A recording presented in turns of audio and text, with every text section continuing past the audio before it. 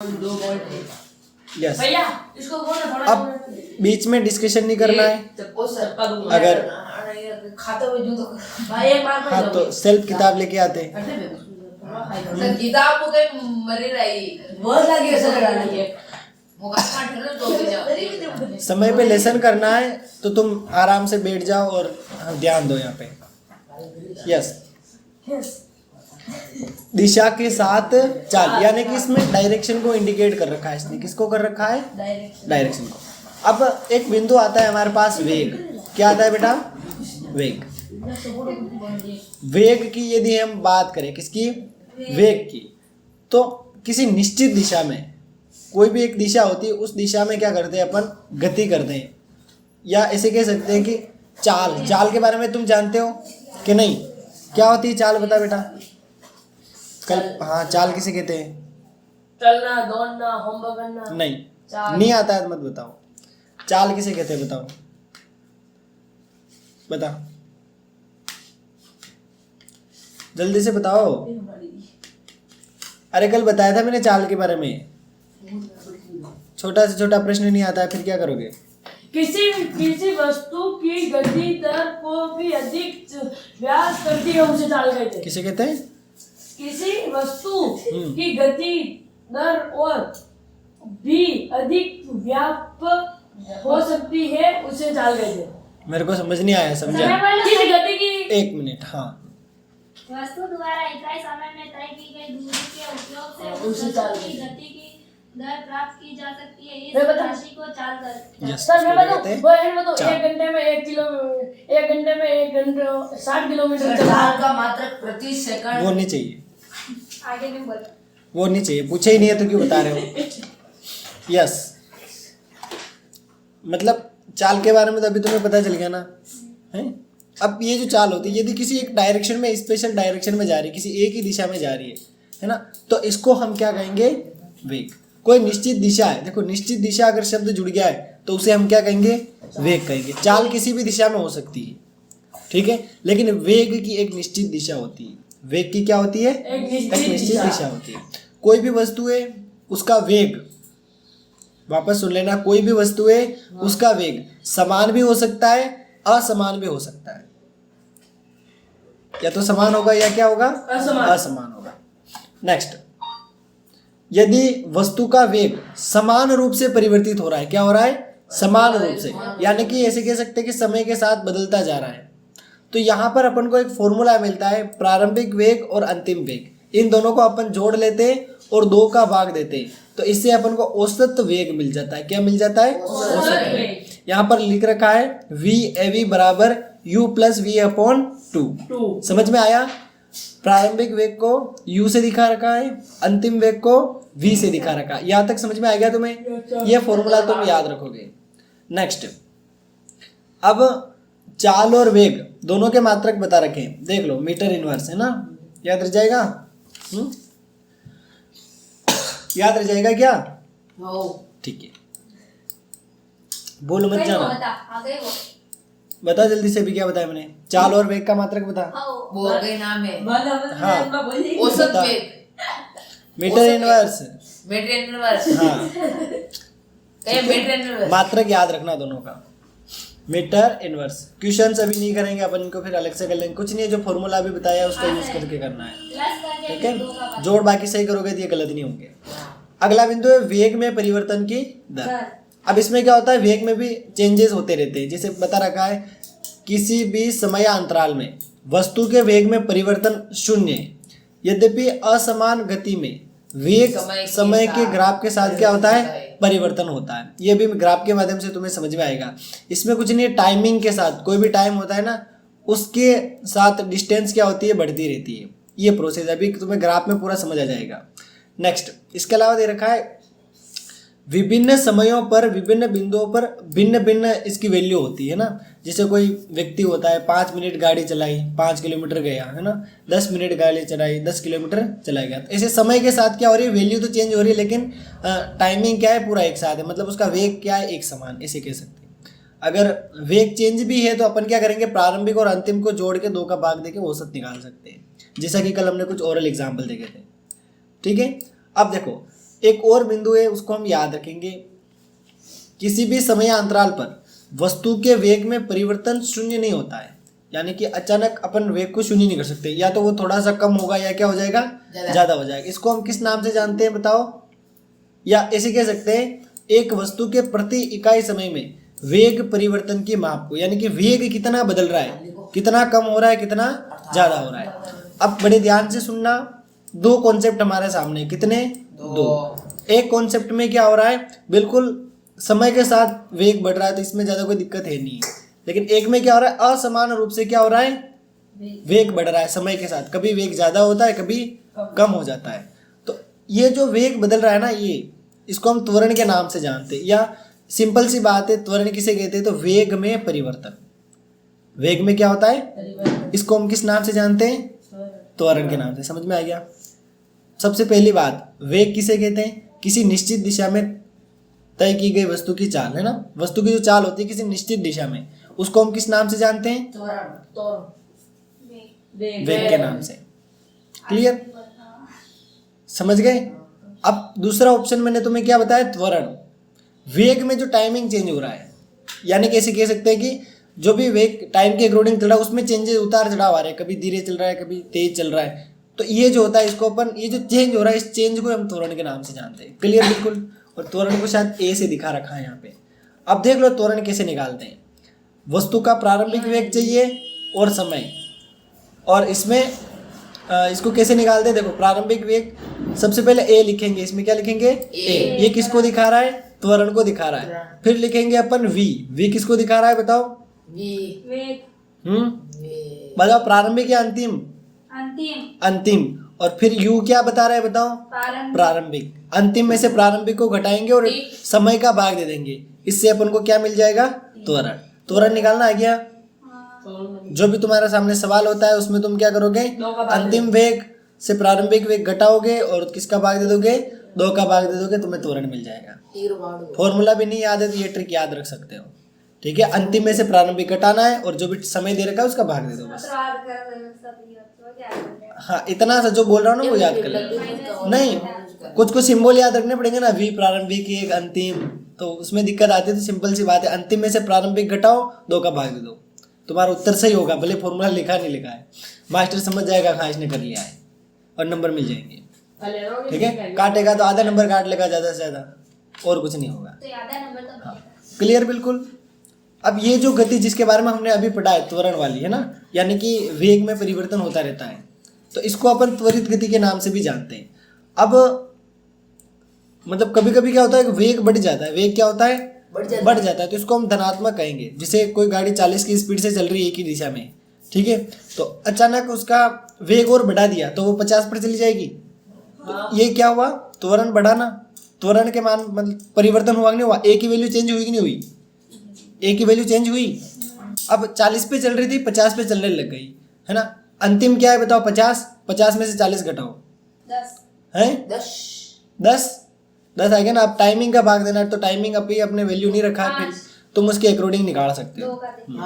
2 का नहीं, जो भी टाइमिंग है उसके अकॉर्डिंग सेट करेंगे, क्योंकि टाइमिंग अभी मैंने बताया नहीं, मैंने सिर्फ एज एग्जाम्पल समझाया है।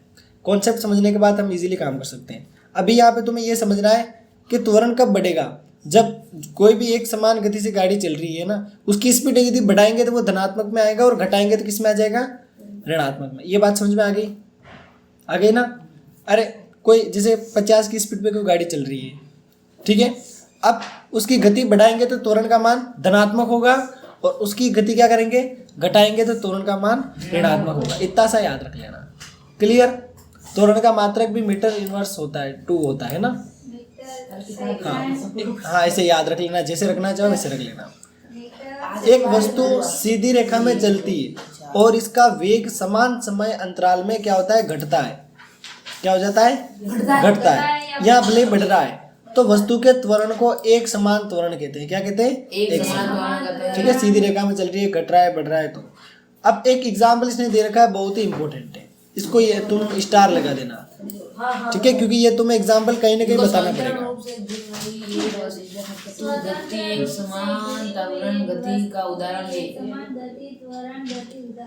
यस, सिंपल सी बात है। कोई भी वस्तु है ना, स्वतंत्र रूप से उसको हम गिराते हैं तो जैसे जैसे वो वस्तु नीचे की ओर आती है तो उसकी स्पीड और बढ़ जाती है। ये कॉन्सेप्ट है।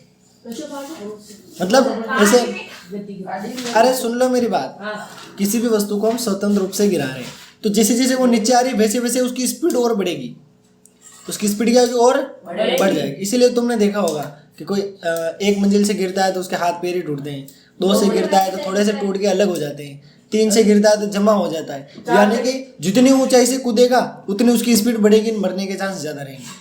ये कॉन्सेप्ट है, जितनी स्पीड से गाड़ी यानी कि उसका त्वरण बढ़ जाएगा, धनात्मक होगा। भैया उसमें अपन उदाहरण के लिए हम जितनी स्पीड से गाड़ी चलाएंगे जितनी स्पीड से ठुकराएंगे उतना बता मारेंगे। नहीं, गाड़ी वाला नहीं बता रहा हूँ बेटा, सर गाड़ी मैं इसीलिए तो मैंने टिक कराया। देवला बस में टांग नहीं डाल चाल दी गाड़ी समझा करो, बाकी कभी नहीं शेयर कर बाकी तुम्हारे नंबर नहीं आएंगे अच्छे से। समझो, कुछ नहीं है, किसी भी वस्तु को स्वतंत्र रूप से गिरा रहे, जैसे जैसे वो नीचे आएगी उसकी स्पीड बढ़ेगी, यानी वहां पर जो त्वरण होगा वो क्या होगा, धनात्मक होगा। क्या होगा, धनात्मक।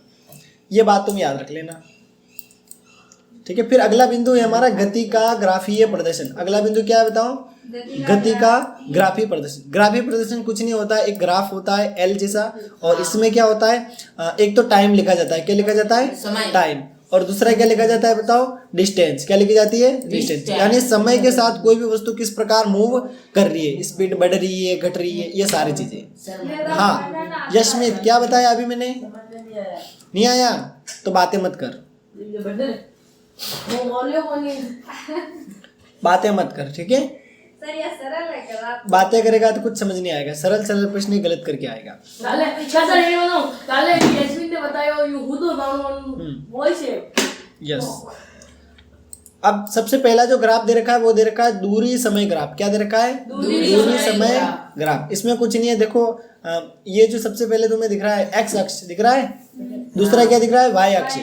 एक्स अक्ष पर तो इसने टाइम को दिखा रखा है और वाई अक्ष पे इसने किसको दिखा रखा है, दूरी को। अब इसमें तुम आराम से देख सकते हो कि कोई भी वस्तु है ना समान समय में समान दूरी तय कर रही है, तो ये यहाँ पर डॉट डॉट बना रखे हैं, इससे ये चीजें दिखा रहा है ना। तो ये सीधी रेखा अगर अपन को मिली है तो समान समय में समान दूरी तय हो रही है। ये ग्राफ तुम याद रखना। अगर कोई पूछे तुम्हें कि एक समान चाल से कोई वस्तु गतिमान है तो दूरी समय ग्राफ बनाओ, तो बना लोगे कि नहीं, बना लोगे। सीधी रेखा बनानी है। ऐसे प्रश्न आते हैं, ऐसे प्रश्न आते हैं, बड़े प्रश्न आएंगे, छोटे नहीं आएंगे इस लेसन में से, इसलिए अच्छे से समझना। 5-6 नंबर का मामला साफ हो जाएगा। हाँ 5-6 नंबर का मामला आ जाएगा तुम्हारे इसमें से। और ग्राफ से संबंधित प्रश्न आएंगे, या तो समीकरण पूछेगा या ग्राफ पूछेगा। अक्सर ग्राफ पूछे जाते हैं, हाँ ग्राफ अक्सर पूछे जाते हैं।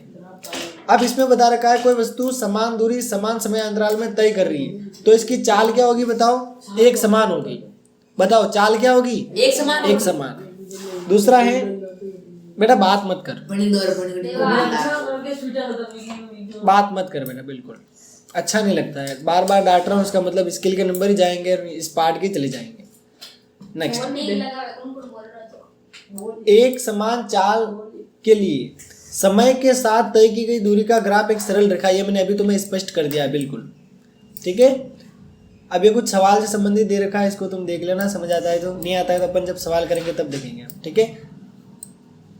अलग अलग दूरियों को दिखा रहा है, यानी कि मतलब जैसे बोलता है 2 गाड़ियां जा रही है तो अब तुम दोनों का कंपैरिजन करो तो किसकी चाल कम होगी किसकी ज़्यादा होगी।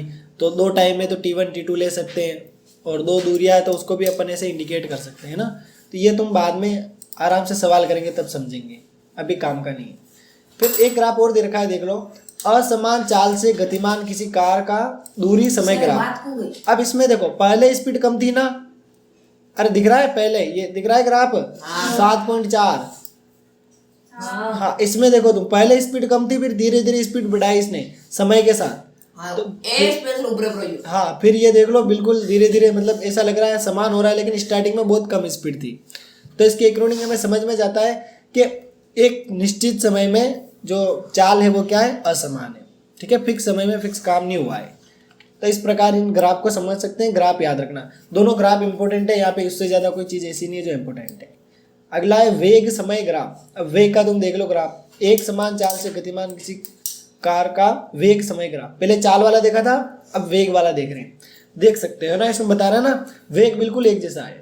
अगर वेग चेंज होता है तो थोड़ा सा उतार चढ़ाव यहाँ पर अक्सर अपन को देखने को मिलता है। और इसका क्षेत्रफल एरिया भी अपन आराम से निकाल सकते हैं, ये भी दिखा रहा है आगे, है ना। लिख रखा है देखो नेक्स्ट पेज, इसी में नेक्स्ट रो में चतुर्भुज ABCD का क्षेत्रफल भी निकाल के बता रहा है। तो ये चीज़ें तुम्हें आनी चाहिए। यस, बाकी इसमें विस्थापन के बारे में बात कर रहा है, सवाल की बात अपन फिर कर लेंगे। उससे पहले तुम लेसन को रीड जरूर कर लेना, रीड नहीं करोगे तो समझ नहीं आएगा कुछ। कसर वेग समय ग्राफ ठीक है, चलो इसमें और कुछ काम का है। अच्छा, अब आगे बढ़ाओ, गति कैसे? नहीं मैं देख रहा हूँ बेटा, कुछ काम का है तो उसको देख लेते हैं। मुझे लगे कसर हाँ गणित का पेपर है पहले के साल का, मी सोल्व करवाई दो। अभी मैं पढ़ा दो, पढ़ ले आराम से। वो कर दियो, मुंह कर दिया, हम कर दे, कैसे दान दीजिए। अगला बिंदु है अपना गति के समीकरण। आज तो गणित नहीं करते। महात्मा से साइलेंट, भैया मैं बोल रहा हूँ इस बार तुम्हें 1 नंबर मिलेगा, पिछली बार 3-4 मिल गए। कहाँ जाना है? अगला बिंदु है अपना गति के समीकरण। अगला बिंदु कौन सा है? गति के समीकरण। यहाँ पर 3 समीकरण दे रखे हैं, तीनों समीकरण को तुम अच्छे से याद रखना। तीनों समीकरण में u जो है इसको प्रारंभिक वेग के नाम से जाना गया है, t जो है इसको समय के नाम से जाना गया है, और a को त्वरण के नाम से जाना गया है। यहाँ तक समझ में आ गया। और v दे रखा है अंतिम वेग, और t समय में तय की गई दूरी। हाँ, ये सारी चीजें बता रखा है, यानी कि कोई भी प्रोसेस हुई है, गाड़ी चली है, दौड़ी है, उससे संबंधित। तो ये समीकरण याद रखना। पहला समीकरण क्या है? v बराबर u प्लस at। v क्या है बताओ मेरे को? v बराबर u प्लस 8। हाँ वे प्रारंभिक अभी बताया मैंने। अंतिम वेग। हाँ, v क्या है? अंतिम वेग अगर निकालना है तो क्या करेंगे? प्रारंभिक वेग प्लस क्या करेंगे? त्वरण और इस टाइम का गुणा कर लेंगे। करेक्ट है? दूसरा है s। s से क्या दिखा रखा है देखो जल्दी से। s से s समय समय निकालना है, क्या करेंगे? ut plus half at square, और अंतिम दे रखा है 2as is equal to 2as बराबर v square minus u square, है ना। ऐसे ही है ना। यानी कि स्क्वायर कर रखा है यहाँ पे दोनों का। v का भी स्क्वायर करेंगे और u का भी क्या कर लेंगे? स्क्वायर। अब इनको एक बार समझ लोगे तो तुम्हें इजीली याद हो जाएंगे। अभी बैठ के ये काम करोगे, तीनों समीकरण लिखोगे, समान असमान वाले ग्राफ बनाओगे। ठीक है, ये काम तुम्हें करना है। और शायद स्कूल का नहीं हो जाएगा इतना सा तो। क्या करना होगा? फिर इन समीकरण से आधारित कुछ सवाल दे रखे हैं, इनको हम फिर कभी देखेंगे। अगला टॉपिक है अपना एक समान वृत्तीय गति। एक समान वृत्तीय गति में क्या होता है? समझ लो मेरी बात। इसमें एक सर्कल को अपन देखा है, सभी ने सर्कल देखा है ना। उस सर्कल के अनुदिश गति करना, यानी कि हर एक बिंदु पर क्या होता है? डायरेक्शन चेंज होती है ना। जैसे नॉर्मली इसका एग्जाम्पल, किसी पत्थर को अपन डोरी से बांध देते और इसे घुमाते हैं तो उससे क्या होता है? एक सर्कल जैसी आकृति बनती है। उसमें हर एक एंगल पर क्या होता है? वो जो पत्थर अपनी डायरेक्शन क्या करता है? चेंज करता है। ये कॉन्सेप्ट है इसमें। क्लियर? इसको क्या कहते हैं अपन? एक समान वृत्तीय गति। ये समझ में आया कि नहीं आया? अब यहाँ पे कुछ एग्जाम्पल भी दे रखे हैं। आयताकार पथ दे रखा है, इसमें कोई भी व्यक्ति दौड़ेगा तो 4 बार उसको अपने डायरेक्शन चेंज करनी पड़ेगी। फिर षटकोणीय 6 बार डायरेक्शन चेंज करनी पड़ेगी। अष्टकोणीय 8 बार उस व्यक्ति को अपनी डायरेक्शन क्या करनी पड़ेगी? चेंज करनी पड़ेगी। और वृत्तीय पथ में हर एक एंगल पर उसको अपनी डायरेक्शन चेंज करनी पड़ेगी। बस ये समझने जैसा है इसमें। अब ये नेक्स्ट पेज पे इसने बता ही रखा है, एक पत्थर घुमा रहा है ये, और जैसे जैसे पत्थर घूम रहा है तो क्या हो रहा है? एक वृत्तीय पथ का निर्माण हो रहा है। किसका निर्माण हो रहा है? वृत्तीय पथ का। याद रह जाएगा ये कि नहीं? अब इसमें एक फॉर्मूला भी दे रखा है, दिख रहा है फॉर्मूला? क्या दे रखा है? v बराबर 2πr बटा v है या u? v हाँ, v बराबर 2πr हाँ, बटा t। यानी कि 2πr क्या होता है? वृत्त की परिधि होती है ना। तो अब परिधि में समय का भाग दे देगा, इससे इसका जो भी वेग होगा वो हमारे पास आ जाएगा। यहाँ तक समझ में आ गया कि नहीं? यस। अब नेक्स्ट पेज पे क्या दे रखा है देख लेते हैं। नेक्स्ट पेज पे दे रखा है सारांश। ठीक है, और बाकी इसमें ज्यादा कुछ काम का है नहीं है। ठीक है, ये घूम रहा है, इससे कुछ एग्जाम्पल दे रखे हैं। साइकिल का पेड़ा, पहिया घूमता ही नहीं घूमता है? हाँ, पेड़ा घूमता ही नहीं घूमता है? कौन सी गति करता है? हाँ, वृत्तीय गति करता है। इससे संबंधित विभिन्न प्रकार के एग्जाम्पल तुम क्या कर सकते हो? दे सकते हो। और अब इसकी जो क्लास है वो कब होगी तुम खुद ही बता दो। इसकी क्लास होगी 15 तारीख को। 15 को होगी। हाँ, अब मैं क्लास में भी बोल रहा हूँ तो तुम्हें पता होना चाहिए भैया 12, 13, 14, 15 छुट्टी